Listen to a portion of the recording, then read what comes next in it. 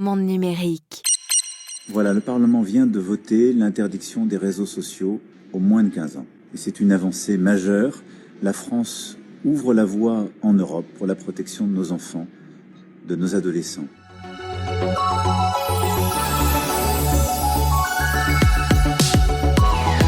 On en parle beaucoup depuis quelques temps, interdire les réseaux sociaux aux enfants, afin de les protéger contre les contenus inappropriés. Mais comment vérifier efficacement l'âge des utilisateurs sans aller trop loin dans la surveillance ?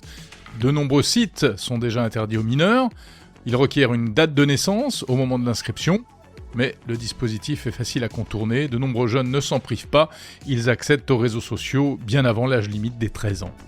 Car demander l'âge ne suffit pas, encore faut-il le vérifier. Dans le monde réel, c'est facile. Un coup d'œil pour estimer l'âge de quelqu'un, si on a un doute, on peut toujours lui demander une pièce d'identité. Mais sur Internet, c'est beaucoup plus compliqué. Rien ne permet d'affirmer avec certitude qu'une personne derrière son clavier est bien celle qu'elle prétend être. Il est facile de gruger la machine, soit en lui mentant, soit en montrant une photo de quelqu'un d'autre. En fait, vouloir transposer dans le monde numérique des vérifications qui paraissent simples dans le monde réel, eh bien c'est un vrai défi. On ouvre la boîte de Pandore des problèmes. Car ça touche à la sécurité des données, à la vie privée et au principe communément admis du pseudonymat sur Internet qui permet à chacun de ne pas se dévoiler entièrement. Alors est-il possible de résoudre cette équation infernale ? C'est ce que nous allons voir dans cet épisode.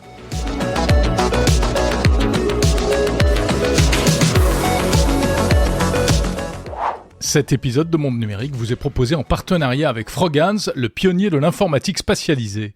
Comme les inventions dont je vous parle dans cette série, Frogans ouvre une nouvelle voie. C'est une manière innovante de diffuser du contenu sur Internet, à travers des sites d'un nouveau genre, plus visuels et plus libres, qui sortent du cadre du web traditionnel. Les sites Frogans sont optimisés pour tous les écrans, y compris les casques de réalité augmentée, grâce à une technologie ouverte, respectueuse de la vie privée. C'est un véritable outil de création propulsé par un nouveau langage basé sur le XML, accessible en bêta à tous les développeurs professionnels. Frogans est un projet français tourné vers l'Internet de demain. Pour en savoir plus, rendez-vous sur f2r2.fr. f2r2.fr. Et merci à Frogans de soutenir Monde Numérique. La méthode la plus simple pour vérifier l'âge de quelqu'un sur Internet, c'est de lui demander une photo de sa carte d'identité ou de son passeport.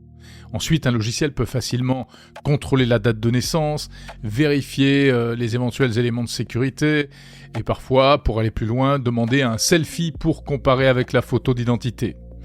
Mais l'utilisateur, en envoyant tout cela, donne beaucoup d'informations sur lui-même. Son nom, son prénom, sa photographie, sa date de naissance, son lieu de naissance, parfois même son adresse. À l'arrivée, le réseau social ou autre se retrouve donc avec énormément d'informations sur l'utilisateur.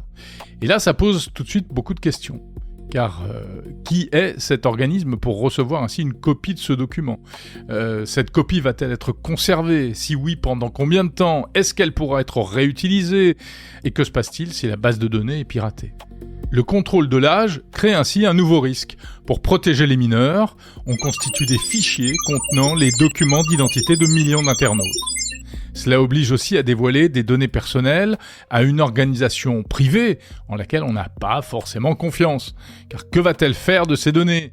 Est-ce qu'elle va me traquer personnellement ? Est-ce qu'un employé indélicat pourrait exploiter ces informations ? Enfin, ça ne protège pas contre la triche. Un adolescent peut aisément transmettre la carte d'identité de son père, de sa mère, de son grand frère ou de sa grande sœur. Une autre option consiste à demander une carte bancaire comme preuve de majorité. On entend souvent cet argument mis en avant. C'est un élément d'identification qui est un peu moins bavard qu'un document d'identité. Bon, à condition bien sûr de ne pas révéler le code secret qui vont avec. Mais là encore, il y a des failles, car posséder une carte bancaire ne signifie pas nécessairement qu'on est majeur. Il y a de nombreux adolescents qui ont aujourd'hui des cartes liées à des comptes pour mineurs, et à l'inverse, certains adultes n'ont pas de carte bancaire. Enfin, là encore, rien n'empêche un enfant d'utiliser la carte d'un parent, d'un tiers. Le même problème se pose avec l'identification par numéro de téléphone. Un opérateur connaît généralement le titulaire du forfait, mais le téléphone d'un adolescent peut être enregistré au nom d'un adulte. Une donnée peut donc être exacte sans correspondre à la personne qui utilise réellement le service. Certaines plateformes tentent donc de s'en remettre à l'intelligence artificielle.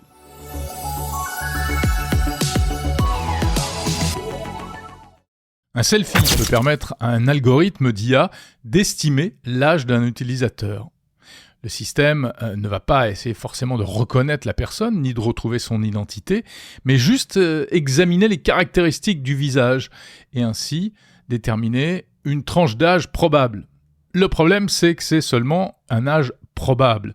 Cette méthode peut être rapide, elle ne nécessite pas de présenter ses papiers, mais elle ne vérifie pas véritablement l'âge de l'utilisateur.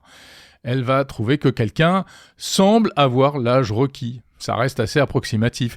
Distinguer une personne de 30 ans d'un enfant de 12 ans, bon, ça c'est assez facile. Mais faire la différence entre un adolescent de 14 ans et 11 mois et un autre qui a 15 ans révolus, c'est évidemment beaucoup plus aléatoire. En 2024, le NIST, l'organisme américain qui évalue notamment les technologies biométriques, a testé plusieurs logiciels d'estimation d'âge.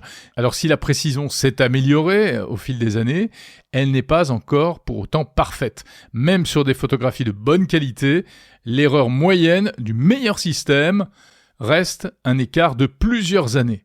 Les performances varient aussi selon le sexe, l'âge, la qualité des images bien sûr, et les populations observées. L'IA n'est donc pas, à ce jour, une bonne solution pour vérifier l'âge d'un utilisateur sur Internet. En pratique, on pourrait essayer de compenser ça en prévoyant une marge de sécurité. Par exemple, un service interdit aux moins de 18 ans demande un justificatif à toute personne dont l'âge estimé est inférieur à 23 ou 25 ans. Ça limiterait les faux positifs, mais cela obligerait aussi de nombreux adultes à effectuer un contrôle supplémentaire, ce qu'ils n'apprécieraient pas forcément. En outre, un système basé sur l'analyse du visage doit pouvoir distinguer efficacement une personne réelle d'une photographie ou encore d'une vidéo enregistrée, d'un masque qui représente une personne ou encore d'une image générée par intelligence artificielle. C'est ce qu'on appelle la détection de présence ou liveness detection.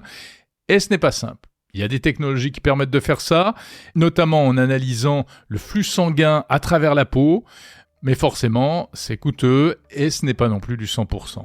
Bref, plus on cherche à empêcher la fraude, plus le système devient complexe et intrusif.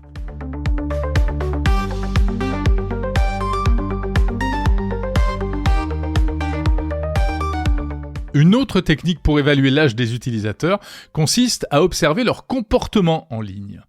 Les réseaux sociaux peuvent analyser les contenus, par exemple, consultés par un utilisateur. Est-ce qu'il s'intéresse plutôt aux jeux vidéo pour enfants ou aux cours de management ? Ça peut être un indice. On peut surveiller aussi les comptes auxquels il s'abonne, le vocabulaire qu'il emploie, les recherches qu'il effectue, ses contacts, ses horaires de connexion, ou encore les personnes qui apparaissent avec lui sur ses photos personnelles. Si un utilisateur déclare qu'il a 25 ans, mais qu'il publie un message annonçant qu'il entre en 4e, bon, a priori, ça veut dire qu'il y a un hic. Cette méthode est appelée parfois inférence d'âge. La plateforme ne demande pas directement une preuve, mais elle déduit une tranche d'âge à partir du comportement. Cependant, ça crée un paradoxe. Pour mieux protéger la vie numérique des enfants, on demande aux plateformes de surveiller encore plus tout le monde. Car pour détecter les mineurs, eh bien, il faut analyser les comportements de tout le monde, y compris les adultes.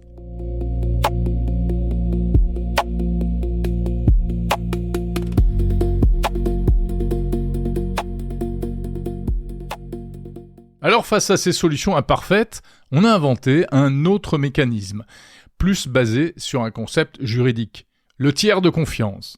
Au lieu de présenter sa carte d'identité directement à TikTok ou à Instagram ou à n'importe quel site pour adultes, le principe consiste à passer par un intermédiaire indépendant certifié. Cet intermédiaire vérifie l'âge, puis envoie simplement au site une réponse « Oui, cette personne a l'âge requis ». Il ne communique ni son nom, ni sa date de naissance exacte, ni son adresse. On appelle ça un système en double anonymat. C'est la solution défendue en France et en Europe depuis plusieurs années par les pouvoirs publics. Le tiers qui vérifie l'identité sait qui est l'utilisateur, mais ne sait pas nécessairement quel site il va aller consulter. Et de son côté, les sites savent que l'utilisateur possède l'âge requis, mais ne connaissent pas son identité réelle. On peut comparer ça à un vigile qui remettrait à l'entrée d'un établissement un jeton indiquant personne majeure, mais sans inscrire le nom du client sur le jeton, ni sans savoir ensuite ce qu'il va faire à l'intérieur. Des techniques cryptographiques permettent aussi de filtrer les informations échangées. On parle de divulgation sélective, c'est-à-dire que Au lieu de transmettre toute l'identité de la personne, eh bien, on n'enverrait que sa date de naissance, par exemple. L'utilisateur ne transmet que cet attribut nécessaire, et ainsi on peut déterminer qu'il a plus de 18 ans. La Commission européenne a développé une solution de ce type, et en avril 2026, elle a annoncé que les principales fonctionnalités étaient prêtes à être adoptées par les États et les entreprises. Le dispositif doit permettre de prouver qu'on a plus de 18 ans sans révéler son identité, ni même son âge exact, et ça doit être ensuite intégré au portefeuille européen d'identité numérique. Cette architecture protège donc beaucoup mieux la vie privée, mais malheureusement, elle ne résout pas tous les problèmes.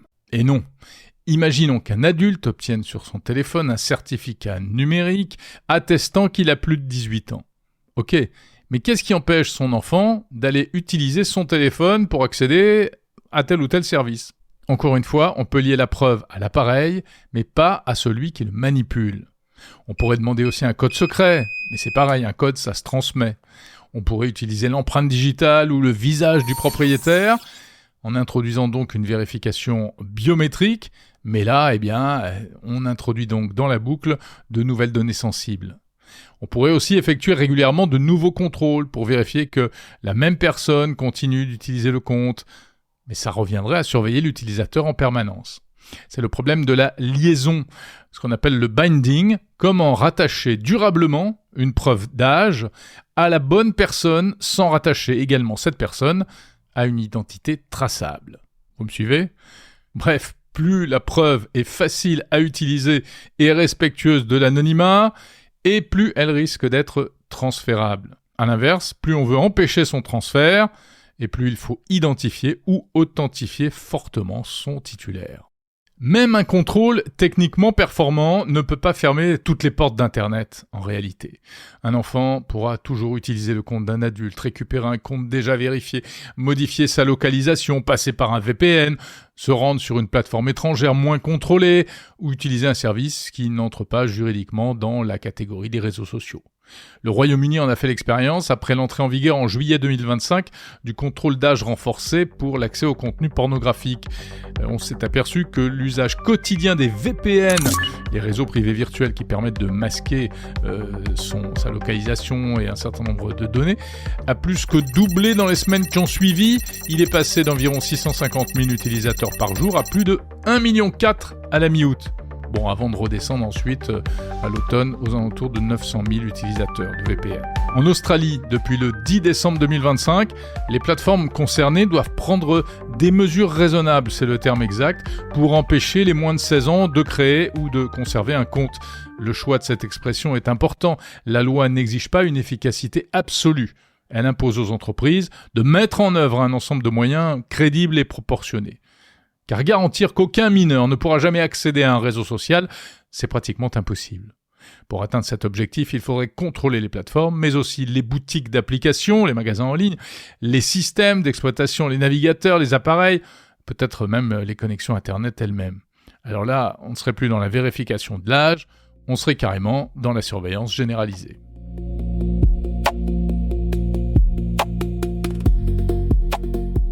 Derrière la bonne intention de protéger les enfants, apparaît ainsi le risque d'un Internet quasiment sous surveillance, beaucoup moins anonyme, dans lequel il faudrait de plus en plus souvent présenter un justificatif avant de publier un message, de regarder une vidéo ou d'accéder à un service. Certains défenseurs des libertés numériques craignent que la protection des mineurs serve même progressivement à normaliser des dispositifs d'identification beaucoup plus larges, ce qui reviendrait à faire progressivement disparaître le pseudonymat sur les réseaux sociaux. Oui, pseudonymat parce qu'on n'est pas réellement anonyme, il faut le rappeler. Nous avons le droit d'exister sous des faux noms, mais en cas de nécessité, en cas de délit ou de crime, la justice ou la police peuvent la plupart du temps retrouver notre véritable identité. C'est d'ailleurs une procédure banale dans le cadre d'enquêtes criminelles. La police ou la justice s'adresse immédiatement aux plateformes ou aux fournisseurs d'accès et obtiennent des éléments d'identification. Certes, un utilisateur peut toujours utiliser un VPN, un réseau Wi-Fi public pour tenter de passer inaperçu, ou encore un appareil volé et toutes sortes de techniques de dissimulation. Mais bon, la majorité des internautes ne se cachent pas comme des criminels.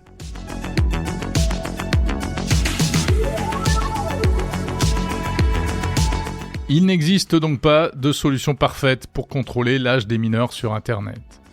Le pragmatisme veut donc que d'un côté, on rende de plus en plus difficile l'accès des plus jeunes aux espaces qui ne leur sont pas destinés, et ça c'est un objectif probablement atteignable, mais en revanche, garantir qu'aucun mineur ne pourra jamais accéder à un site qui ne lui est pas destiné, tout en préservant l'anonymat collectif, cela paraît tout bonnement impossible.